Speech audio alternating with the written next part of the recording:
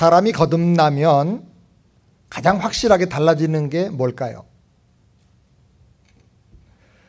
사람이 거듭나고 성령을 받고 믿음이 생기면 많은 것이 달라지만 예배가 가장 확실하게 달라집니다. 물론 그전에도 교회에서 예배를 드렸죠.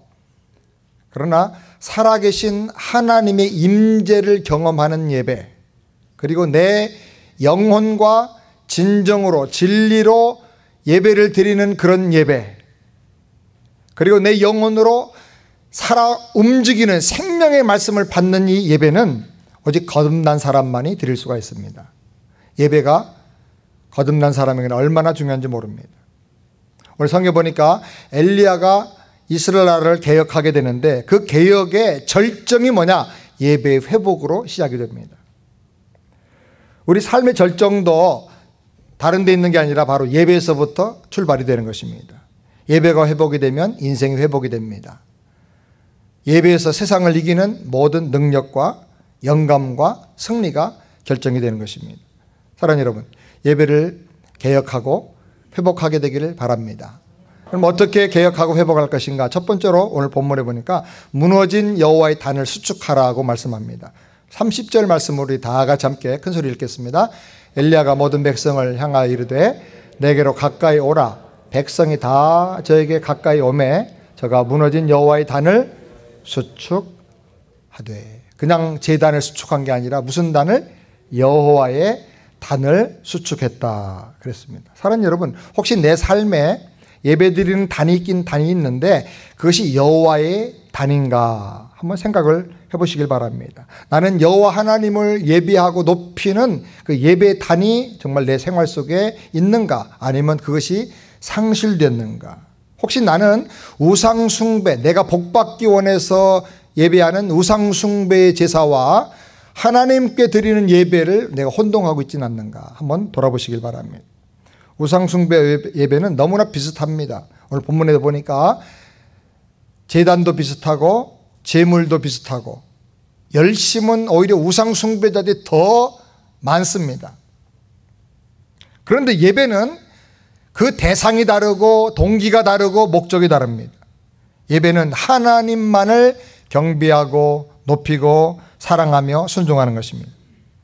그러나 우상은 나를 사랑하고 내 욕심을 채우고 내가 잘되고 내가 편안해지고 다 나 중심입니다.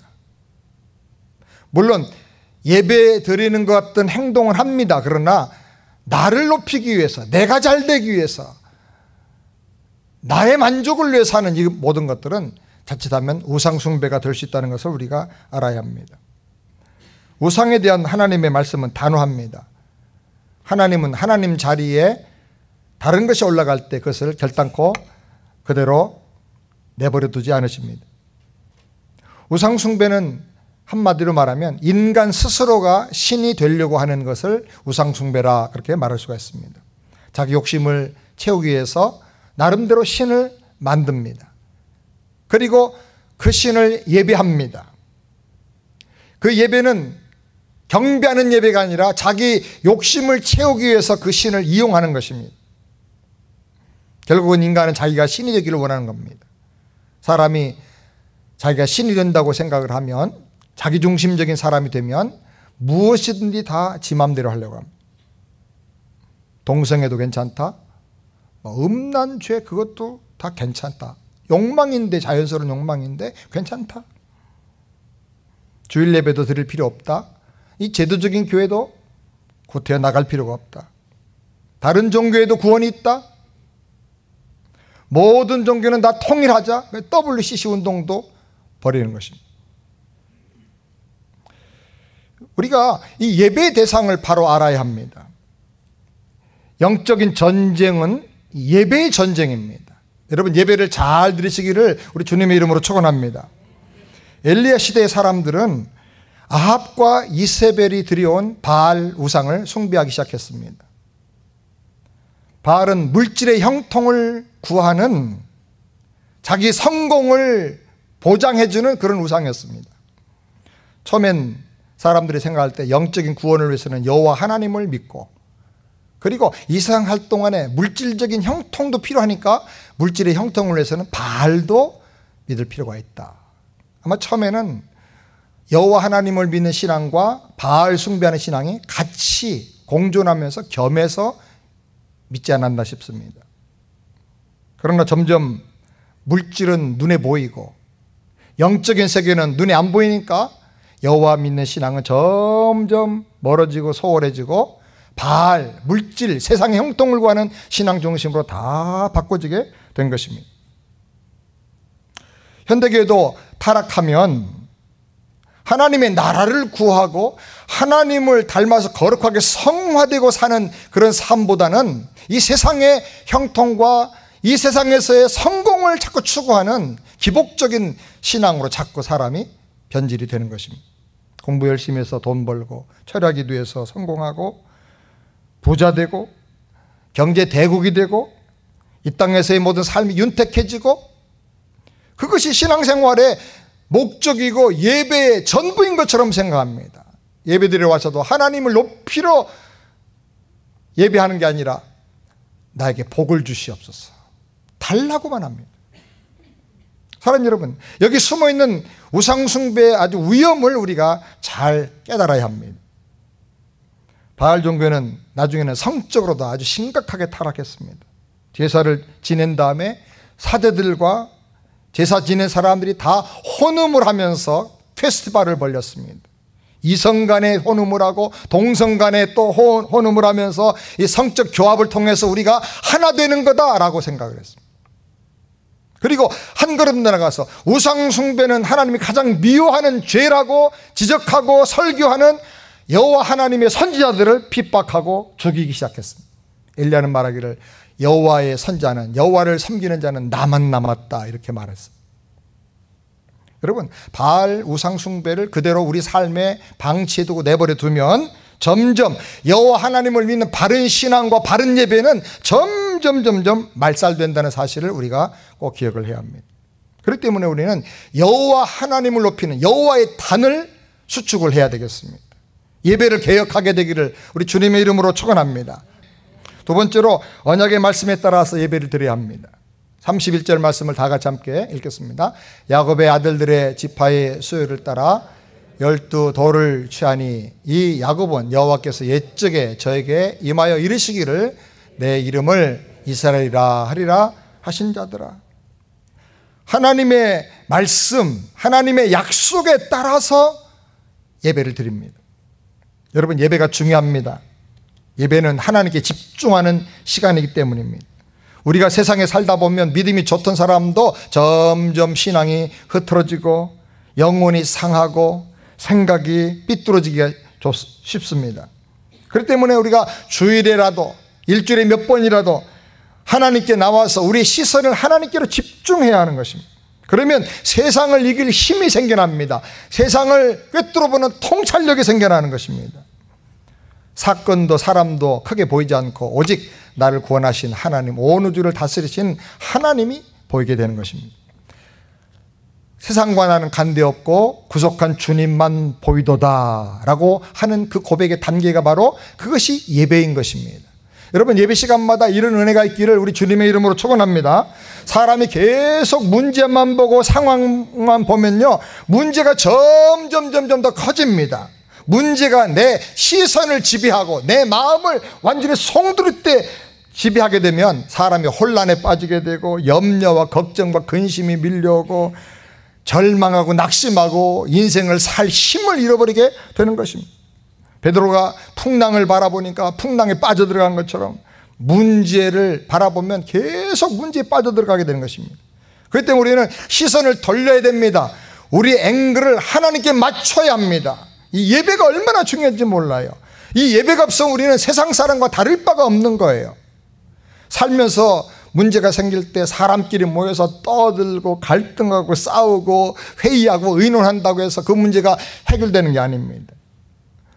오직 하나님과 승부를 거는, 하나님의 임재 앞에 나가는 영적인 집중력이 필요한 것입니다. 그렇기 때문에 우리 그리스도인들은 예배에 목숨을 걸어야 됩니다. 한번 따라서 예배에 목숨을 걸자. 예배에 승리하기를 바랍니다. 문제를 바라보지 말고 하나님을 앙망하게 되기를 바랍니다. 생명의 주님이십니다. 전능하신 하나님입니다. 그분에게 시선을 고정시킬 때 예배하는 사람에게는 절대 절망이란 있을 수가 없는 것입니다. 문제거리는 있지만 기도하면 다 간증거리로 바꾸어지는 것입니다.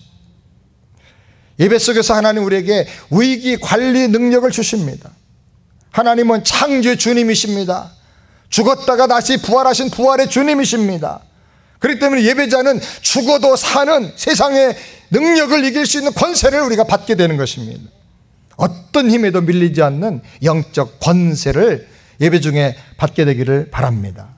세상의 어떤 힘, 세상의 어떤 역경, 어떤 세력에도 밀리지 않는 권세, 그걸 우리가 영권이라 그래요. 영권.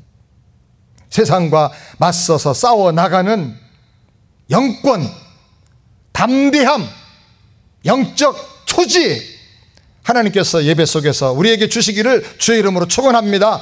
하나님이 나와 함께 하시니 한번 해보자. 기도하고 나가자. 믿음으로 나가자. 두려울 것이 없습니다. 이런 영권을 갖는 우리 새안의 성도들이 다 되기를 바랍니다. 영권은 하루아침에 생기는 게 아닙니다. 오랫동안 예배를 통해서 하나님의 임재 안으로 들어가서 은혜를 받고 하나님 만나는 그 은혜의 체험들이 쌓일 때 영권이 생기는 것입니다. 세 번째로 불로 응답하신 하나님께 예배 드리라고 말씀합니다. 제물은 피를 흘리고 불로 태워져야만 하나님이 받으십니다. 왜냐하면 인간이 죄인이기 때문입니다. 죄인이기 때문에 피 흘려 죽지 않으면 죄 사함이 없습니다. 완전히 태워드려져야 됩니다. 태워드려지는 것은 심판당하고 완전히 소멸된다는 의미인 것입니다. 죄라고 하는 것이 이렇게 무섭습니다. 죄는 하나님의 진노와 심판을 불러옵니다. 그런데 내가 이 제물처럼 죽여지고 피 흘리고 태워져야 되는데 나 대신 예수님께서, 하나님의 아들이신 예수님께서 피 흘려 십자가에서 죽으셨습니다. 그리고 완전히 그 희생 제물 후에 하나님께서 하늘의 불로 태우셨습니다. 하나님은 희생 제물이신 예수님의 십자가의 구속 사역을 다 받으시고 그것이 완성되었다고 하는 표시로서 오순절날 성령을 불같이 쏟아부어 주셨습니다. 그러면 우리는 예수의 보혈을 의지하고 하나님께 나가야 하는 것입니다. 예수를 의지하고 그 보혈을 의지하고 죄사함 받고 예수의 이름으로 앞에 나가 감사 예배를 드릴 때 하나님은 하늘의 문을 여시고 우리에게 성령을 불과 같이 부어주시는 것입니다. 사랑하는 여러분, 예배 시간마다 성령의 불같은 은혜를 경험하게 되기를 주님의 이름으로 축원합니다. 엘리야가 기도했어요. 36절 말씀 다 같이 함께, 우리가 같이 기도해야 될 내용인데 다 같이 함께 읽겠습니다. 아브라함과 이삭과 이스라엘 하나님 여호와여, 주께서 이스라엘 중에서 하나님이 되심과 내가 주의 종이 됨과 내가 주의 말씀대로 이 모든 일을 행하는 것을 오늘날 알게 하옵소서. 아멘. 예배될 때 이렇게 기도해야 됩니다. 하나님께서 하나님 되심을 알게 해 주시옵소서. 내가 하나님의 사람인 거 알게 해 주시옵소서. 내 사는 삶이 하나님 말씀대로 사는 것을 알게 해 주시옵소서. 엘리야가 확실하게 그렇게 기도했습니다. 이렇게 기도하는 이유가 뭡니까? 하나님이 살아계시기 때문입니다. 여러분, 사람이 별의별 걸 다 연구를 하고 욕심을 내고 별짓을 다 해도 하나님이 하늘문을 열어주시지 않으면 안 되는 거예요. 하나님이 그것을 들으시고 불로 응답해 주셨어요. 38절 말씀을 다 같이 함께 읽겠습니다.